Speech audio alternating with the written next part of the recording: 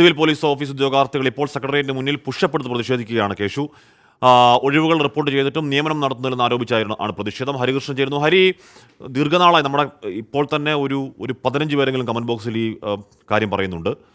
അതിനു മുമ്പ് 1 മണി വാർത്തയിലാവട്ടെ, മോർണിംഗ് ഷോയിലാവട്ടെ, നിരന്തരം ഉദ്യോഗാർത്ഥികൾ നിരന്തരം പറയുന്നതാണ് ഏറ്റവും നീതിയുക്തമായ, ഏറ്റവും ജനുവിനായ ഒരു സമരമാണ്. എന്താണ് അവരുടെ ഇപ്പോഴത്തെ ആവശ്യം? ഹാഷ്മി, പോലീസ് ഉദ്യോഗാർത്ഥികൾ അതായത് 2019 നിയമന വിജ്ഞാപനത്തിൽ അപേക്ഷ ക്ഷണിച്ച് ജോലിക്ക് വേണ്ടി അപേക്ഷിച്ച ഈ ഉദ്യോഗാർത്ഥികളാണ് ഇവിടെ സെക്രട്ടേറിയറ്റിന് മുന്നിൽ ഉപവാസം ഇരിക്കുന്നത്.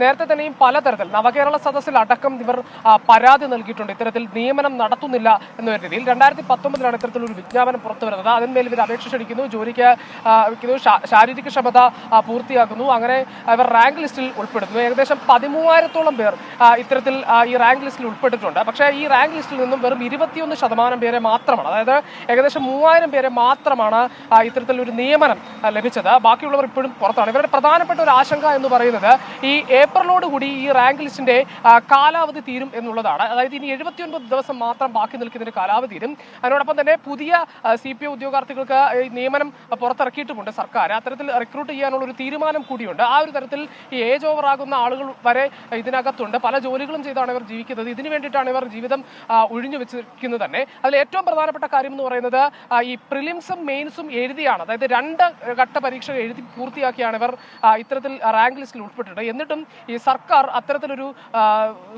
സമീപനം സ്വീകരിക്കുന്നില്ല, അതായത് ഇവരോടൊരു മൃദു സമീപനം സ്വീകരിക്കുന്നില്ല എന്നുള്ളതാണ് ഇവരുടെ ഏറ്റവും പ്രധാനപ്പെട്ട ആശങ്ക എന്ന് പറയുന്നത്. ഇവർ പലതരത്തിൽ, അതായത് ഇന്നലെയും ഇവർ പ്രതിഷേധം നടത്തിയിരുന്നു. പാളയം രക്തസാക്ഷി മണ്ഡപം മുതൽ സെക്രട്ടേറിയറ്റ് വരെ ഈ തൊഴിലില്ലാ ചങ്ങല എന്ന രീതിയിൽ ഒരു പ്രതിഷേധം നടത്തിയിരുന്നു. അതിനുശേഷം ഇന്നൊരു സൂചനാ പണിമുടക്ക് പോലെ സെക്രട്ടേറിയറ്റ് മുന്നിൽ രാവിലെ മുതൽ വൈകിട്ട് 7 മണി വരെ ഒരു സൂചനാ സമരം നടത്തുകയാണ്.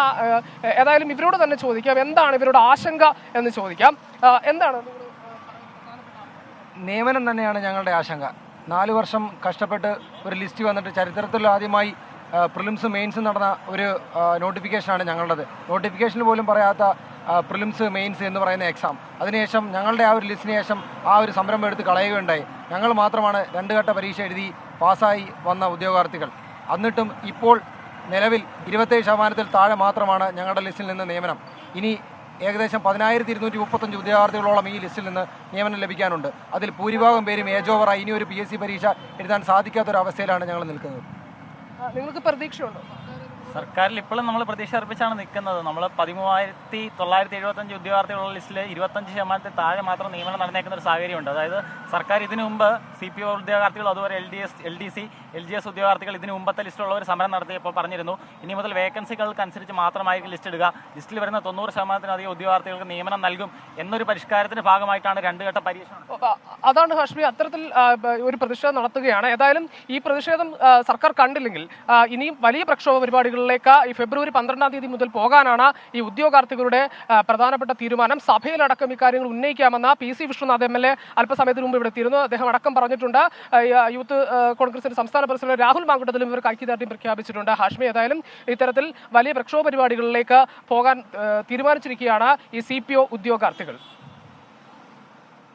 ഓക്കെ, ഹരിയാണ് വാർത്തയുടെ വിവരങ്ങൾ നൽകിയത്. ഇത് നമ്മൾ എപ്പോഴും പറയാറുള്ള കമൻറ്റ് ബോക്സിൽ വരാറുള്ള സമരമാണ്. നമുക്ക് ആ സമരത്തിൻ്റെ നേർക്കുനേർ കുറച്ച് യാഥാർത്ഥ്യങ്ങൾ അറിയാവുന്നതുകൊണ്ട് തന്നെ പറയാം, അത് ഏറ്റവും ജനുവിനായ ഒരു സമരമാണ്. അത്രയധികം ഉദ്യോഗാർത്ഥികൾ അതിനുവേണ്ടി പ്രതീക്ഷാപൂർവ്വം കാത്തിരിക്കുകയാണ്.